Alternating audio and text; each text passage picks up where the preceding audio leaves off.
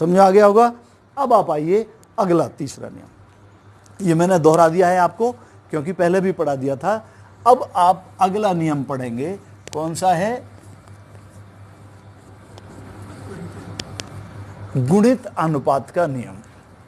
ये गुणित अनुपात का नियम आधुनिक रसायन विज्ञान के जन्मदाता जॉन डाल्टन ने दिया था। किसने दिया था? John Dalton. इन्होंने दिया था सन 1804 में गुणित अनुपात का नियम। इन्होंने बताया था कि जब दो तत्व आपस में क्रिया कर दो या दो से अधिक यौगिक बनाते हैं, उनमें किसी एक तत्व के विभिन्न द्रव्यमान जब किसी दूसरे तत्व के निश्चित द्रव्यमान से क्रिया करते हैं तो उनमें सदैव एक सरल गुणित अनुपात होता है। बहुत इजी है, आप ध्यान पूर्वक याद करेंगे। जब दो तत्व आपस में क्रिया कर दो या दो से अधिक यौगिक बनाते हैं तो उनमें एक तत्व के विभिन्न द्रव्यमान जब दूसरे तत्व के निश्चित द्रव्यमान से करते हैं क्रिया करते हैं तो उनमें एक सरल अनुपात होता है। जैसे उदाहरण के लिए आप ये देखेंगे कि अभी मैंने एग्जाम्पल दिया था आप लोगों को कि कार्बन और ऑक्सीजन ये तत्व हैं दो, ये आपस में क्रिया करके देखिए दो यौगिक बनाते हैं, एक तो कार्बन मोनोऑक्साइड और एक कार्बन डाइऑक्साइड। इनमें कार्बन व ऑक्सीजन का अनुपात हम देखें तो देखिए यहां पर कार्बन 12 और ऑक्सीजन 16। कितना अनुपात है? 12:16। यहां पर देखेंगे कार्बन डाइऑक्साइड में कार्बन और ऑक्सीजन का अनुपात कितना है? 12:32। तो आप देखिए यहां पर ऑक्सीजन के विभिन्न द्रव्यमान कार्बन के निश्चित द्रव्यमान से क्रिया कर रहे हैं। यहां तो ऑक्सीजन के 16 ग्राम और फिर यहां पर ऑक्सीजन के 32 ग्राम किससे क्रिया कर रहे हैं? कार्बन के निश्चित द्रव्यमान 12 ग्राम से। तो ऑक्सीजन के द्रव्यमान कितने हैं? 16:32, जो कि किससे क्रिया कर रहे हैं? कार्बन के निश्चित द्रव्यमान 12 ग्राम से कर रहे हैं। तो ऑक्सीजन के इन द्रव्यमानों में एक सरल गुणित अनुपात होगा, यानी ये 16:32 है। तो इसको हम कितना लिख सकते हैं? 1:2 का, यानी इससे ये 2 गुना है क्रिया कर रहा है। तो एक बार फिर सुन लीजिए इस नियम को। किसने दिया था? आधुनिक रसायन विज्ञान के जन्मदाता कहते हैं जॉन डाल्टन को। उन्होंने ही ये 1804 में नियम दिया था और उन्होंने बताया था कि जब दो तत्व आपस में क्रिया कर दो या दो से अधिक यौगिक बनाते हैं तो उनमें एक तत्व के विभिन्न द्रव्यमान जब दूसरे तत्व के निश्चित द्रव्यमान से क्रिया करते हैं तो जो विभिन्न द्रव्यमान वाला तत्व है उनके द्रव्यमानों में एक सरल गुणित अनुपात होगा। उदाहरण के लिए कार्बन और ऑक्सीजन तत्व हैं, ये 2 यौगिक बना रहे हैं, कार्बन मोनोऑक्साइड और कार्बन डाइऑक्साइड। इनमें तत्वों का अनुपात कितना है? 12:16 कार्बन और ऑक्सीजन का, और यहां पर कार्बन डाइऑक्साइड में 12:32। तो ऑक्सीजन के विभिन्न द्रव्यमान 16 ग्राम और 32 ग्राम, कार्बन के निश्चित द्रव्यमान 12 ग्राम से क्रिया कर रहे हैं। तो ऑक्सीजन के द्रव्यमानों में अनुपात है 16:32, यानी 1:2 का। यही ये नियम कहता है। समझ आ गया होगा। एक दूसरा और एग्जांपल समझिए इसी का। देखिए ये मैं आपको यहीं पर दूसरा एग्जांपल और बता रहा हूं। मान लीजिए 2 तत्व हैं, नाइट्रोजन व ऑक्सीजन। ये आपस में क्रिया करके 5 तरह के ऑक्साइड बनाते हैं। Nitrous oxide N2O, nitric oxide, nitrogen trioxide, nitrogen tetroxide और नाइट्रोजन पेंटाऑक्साइड। नाइट्रोजन और ऑक्सीजन आपस में क्रिया करके कितने तरह के वो बना रहे हैं ऑक्साइड, 5 तरह के। ये नाइट्रिक ऑक्साइड है, नाइट्रस ऑक्साइड, नाइट्रिक ऑक्साइड, इसको डाई नाइट्रोजन ट्राइऑक्साइड भी कहते हैं या नाइट्रोजन ट्राइऑक्साइड कह दीजिए आप, डाई नाइट्रोजन टेट्राऑक्साइड या नाइट्रोजन टेट्राऑक्साइड, और नाइट्रोजन पेंटाऑक्साइड या डाई नाइट्रोजन पेंटाऑक्साइड, दोनों तरीके से कह सकते हैं। अब इनमें इनके अनुपात देख लीजिए, नाइट्रोजन व ऑक्सीजन का अनुपात आप देखिए, नाइट्रोजन का परमाणु भार होता है 14, तो यहां पर नाइट्रोजन के 2 परमाणु हैं, तो कितना हो गया 28 अनुपात, ऑक्सीजन का होता है 16, तो 28 अनुपात 16। यहां पर देखिए नाइट्रोजन का 14 होता है, तो 14 अनुपात 16, 14 दूनी 28, तो यहां हो जाएगा 28 अनुपात 16 थी 48, यहां पर 28 अनुपात 16 चौके 64, और यहां पर हो जाएगा 28 अनुपात 16 पंजे 80। अब यहां पर देखिए नाइट्रोजन के ये 28 28 28 28 हैं, यहां पर 14 है, तो आप इसको भी 28 कर लें। अगर हम इसको 28 करेंगे तो आप ये देखें कि जब इसको दो गुना किया तो ये 28 हो गया, तो इसको भी 2 गुना करेंगे तो ये कितना हो जाएगा 32।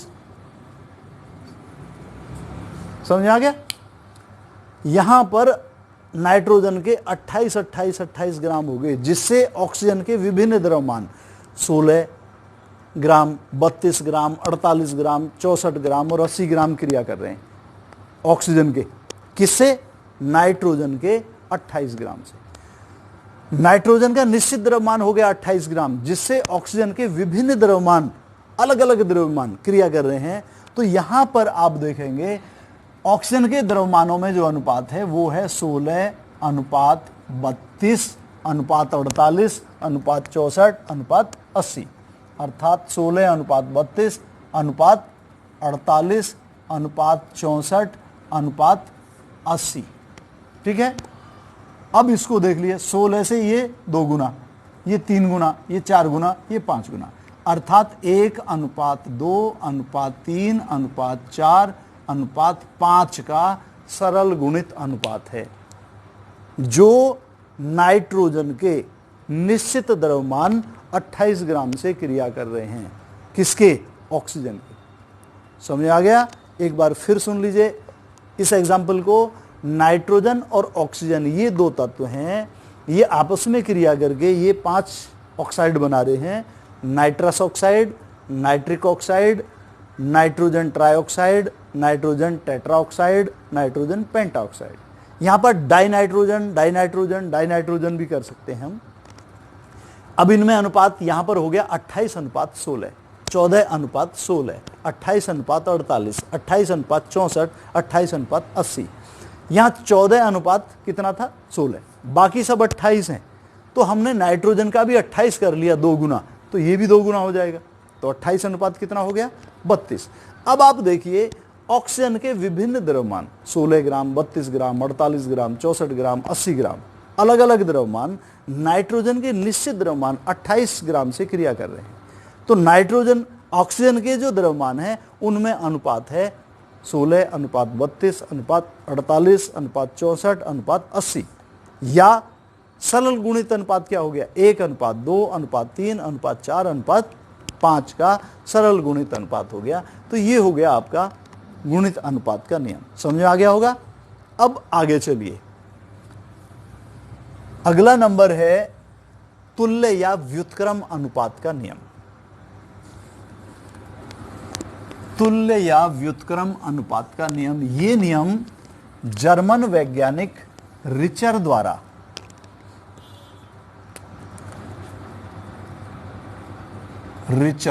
जर्मनी के साइंटिस्ट थे, उन्होंने दिया था सन 1792 में। जर्मन वैज्ञानिक रिचर द्वारा प्रस्तुत किया गया था। कब? 1792 में।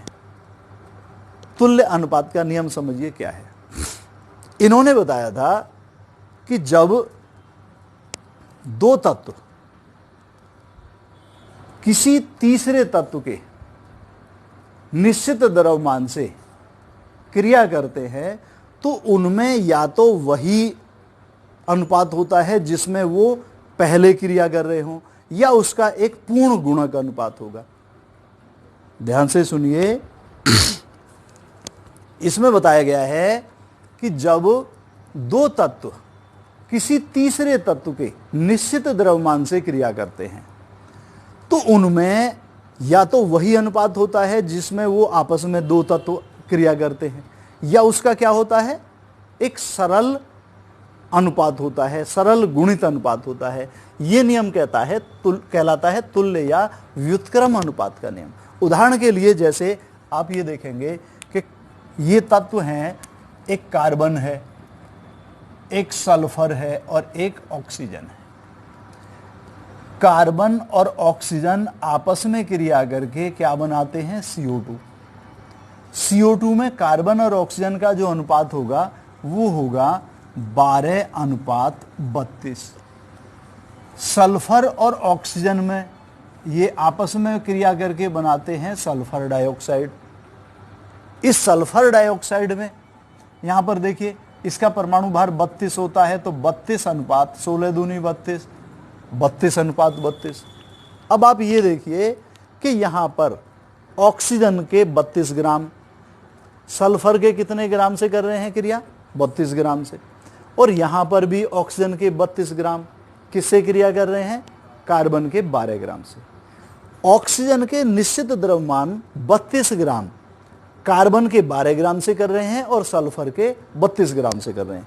तो यहां पर आप देखेंगे कि कार्बन और सल्फर इन दोनों का जो अनुपात है, जो कि ऑक्सीजन के निश्चित द्रव्यमान 32 ग्राम से क्रिया कर रहे हैं, वो कितना है, 12:32 का। कार्बन कितना है, 12 ग्राम, और सल्फर कितना है, 32 ग्राम, जो ऑक्सीजन के निश्चित द्रव्यमान 32 ग्राम से क्रिया कर रहे हैं। तो कार्बन और सल्फर का अनुपात क्या हुआ जो ऑक्सीजन से क्रिया कर रहा है, 12:32 का। समझ आ गया। तो अब यहां पर देखिए कि जब कार्बन और सल्फर आपस में क्रिया करते हैं तो ये बनाते हैं CS2, कार्बन डाइसल्फाइड। अब इसमें देखिए क्या अनुपात है, ये है 12:, इसका परमाणु भार होता है 32, दो परमाणु है तो कितना हो गया, 64। 12 कितना हुआ, 64। अब वो ये कह रहा है कि जब ये दोनों तत्व आपस में क्रिया करेंगे तो या तो वही अनुपात होगा जिससे आपस में ये कर रहे थे, और या उसका एक सरल गुणक होगा। तो यहां तो है कितना, 12 कितना, 12:64, और यहां कितना है, 12:32। तो आप ऐसे कर सकते हैं इसको कि 12/32 अनुपात 12/64। अब आप इसको बता सकते हैं कि कौन सा ज्यादा बड़ा है और कौन सा छोटा है, देख के बता सकते हैं इनमें आपस में क्या अनुपात होगा। ये 12/32 है, अनुपात 12/64 है, तो कौन सा ज्यादा है इनमें और कौन सा कम है, और ज्यादा है तो कितना ज्यादा है, कम है तो कितना कम है, हैं? एक बार बताओ, 1/2 अनुपात 1/4, इनमें कौन सा ज्यादा है, हैं? 1/2 ज्यादा है। कितना ज्यादा है, दुगना है। तो इनमें अनुपात जो हो गया वो 2:1 का अनुपात हो गया। तो वो ही तो अनुपात इनमें है कि ये जो है इसका ये 2 गुना है, 12 को 32 से भाग कर रहे हैं, यहाँ 12 को 64 से भाग कर रहे हैं, तो ये 2 गुना हो गया, अर्थात इसमें 2:1 का अनुपात हो गया। समझ आ गया। एक बार फिर सुन लीजिए, ये तुल्य या व्युत्क्रम अनुपात का नियम क्या है। जर्मन वैज्ञानिक रिचर द्वारा सन 1792 में दिया गया था। उन्होंने बताया था कि जब दो तत्व किसी तीसरे तत्व के निश्चित द्रव्यमान से क्रिया करते हैं तो उनमें या तो वही अनुपात होगा जिसमें वो आपस में क्रिया कर रहे हैं, या क्या होगा, उसका एक सरल गुणक अनुपात होगा। जैसे यहां पर 3 तत्व हैं, कार्बन, सल्फर और ऑक्सीजन। कार्बन ऑक्सीजन से क्रिया करके कार्बन डाइऑक्साइड बना रहा है। कार्बन डाइऑक्साइड में कार्बन और ऑक्सीजन का अनुपात 12:32 है। सल्फर ऑक्सीजन से क्रिया करके सल्फर डाइऑक्साइड बना रहा है, जिसमें दोनों का अनुपात क्या है, 32:32। अब यहां पर देखिए, ऑक्सीजन का निश्चित द्रव्यमान 32 ग्राम यहां पर है, 32 ग्राम यहां पर है। यदि बराबर नहीं होता तो करते फिर, तो 32 ग्राम ऑक्सीजन का निश्चित द्रव्यमान कार्बन के 12 ग्राम से क्रिया कर रहा है और सल्फर के 32 ग्राम से क्रिया कर रहा है। तो कार्बन और सल्फर का जो अनुपात हुआ कितना हुआ, 12:32। अब वो ये कह रहा है कि जब ये दो तत्व आपस में क्रिया करेंगे तो उनमें या तो यही अनुपात होगा या इसका एक सरल गुणक अनुपात होगा। समझ में आ गया। अब ये दोनों तत्व आपस में क्रिया करके क्या बना रहे हैं, कार्बन डाइसल्फाइड, जिसमें अनुपात क्या है, 12:64। अब यहां अनुपात कितना है, 12:32, लेकिन यहां क्या है, 12:64। तो 12/32 अनुपात 12/64 का जो अनुपात हुआ वो 2:1 का अनुपात हुआ, अर्थात सरल गुणक अनुपात हुआ। तो ये नियम कहलाता है तुल्य अनुपात का नियम। इसका एक आप दूसरा एग्जाम्पल भी समझ सकते हैं। देखिए, ध्यान से देखेंगे यहां पर, जैसे हाइड्रोजन, सल्फर और ऑक्सीजन, ये तत्व हैं। ये इसी तरीके से आप शायद इस एग्जाम्पल से और आपका क्लियर हो जाएगा। ये हाइड्रोजन और ऑक्सीजन आपस में क्रिया करके क्या बनाएंगे, H2O। H2O में हाइड्रोजन और ऑक्सीजन का भार के अनुसार क्या अनुपात है, 2:16। सल्फर और ऑक्सीजन आपस में क्रिया करके क्या बनाते हैं, सल्फर डाइऑक्साइड। इन दोनों में अनुपात क्या है, 32:32। अब यहां पर देखिए, यहां तो ऑक्सीजन का कितना है, 16, और यहां कितना है, 32। तो इन दोनों को बराबर कर लो। 16 को 2 गुना कर दिया हमने, कितना हो गया, 32। तो इसको भी 2 गुना कर दो, कितना हो जाएगा, 4। अब यहां पर आप ये अनुमान लगाइए कि ऑक्सीजन के ये 32 ग्राम, सल्फर के कितने ग्राम से क्रिया कर रहे हैं, 32 ग्राम से। यहां ऑक्सीजन के 32 ग्राम, हाइड्रोजन के कितने से कर रहे हैं, 4 से। तो यहां पर हाइड्रोजन और सल्फर का अनुपात कितना हो गया, जितने से ऑक्सीजन के निश्चित द्रव्यमान क्रिया कर रहे हैं। कितने से कर रहे हैं, हाइड्रोजन के 4 ग्राम से और सल्फर के 32 ग्राम से, जो कि ऑक्सीजन के निश्चित द्रव्यमान 32 ग्राम से क्रिया कर रहे हैं। तो हाइड्रोजन और सल्फर में अनुपात क्या हुआ, 4:32 का। अब वो ये कह रहा है कि जब ये दोनों आपस में क्रिया करेंगे तब उनमें या तो यही अनुपात होगा या इसका क्या होगा, सरल गुणक अनुपात होगा। तो आप ये देखिए कि ये दोनों आपस में क्रिया करके क्या बनाते हैं, H2S। और H2S में क्या अनुपात हुआ, ये हुआ 2:32 का। हाइड्रोजन का परमाणु भार 1 है, 2 परमाणु है तो 2 अनुपात, सल्फर का परमाणु भार 32, तो 2 अनुपात क्या हुआ, 32।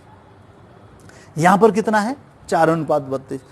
तो ये हो जाएगा 4/32 अनुपात 2/32। कौन सा बड़ा है, कौन सा छोटा है, 4/32 बड़ा है।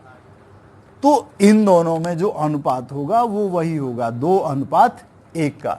यही तुल्य या व्युत्क्रम अनुपात का नियम कहलाता है। समझ आ गया होगा। अब आगे चलिए, नेक्स्ट नंबर 5, गैलुजक का गैसीय नियम।